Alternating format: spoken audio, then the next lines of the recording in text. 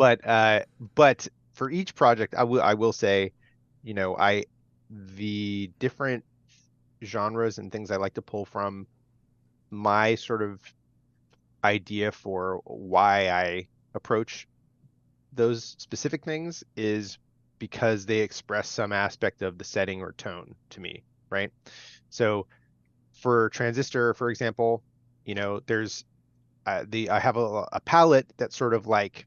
kind of classical, like European kind of classically feeling instruments, but then because the setting is sort of like it's almost like a sci-fi Venice or something, and it's like sort of like one of the ways I thought about it when we were working on that, and it's got like this Art Nouveau sort of aesthetic, and so I wanted to pull from that palette wise, but then it's got like this sort of jazzy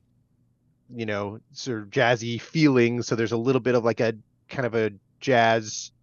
hint, but then there's also the synthetic electronic component. So I wanted there to be like a strong electronic element, and then there's this sort of desolate feeling that uh, is like a technologically desolate feeling, which I associate with like kind of like a post rock. There's like a lot of post rock stuff that gives me that kind of vibe. And so that's how I kind of arrived at the different places I wanted to pull from for Transistor, is trying to figure out what is a style or aesthetic that helps me express the tone of the game or the tone of the place,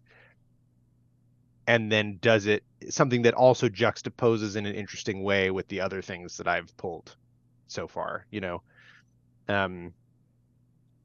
and it's usually some combination of those decisions that end up being like the pin in the map that I give myself.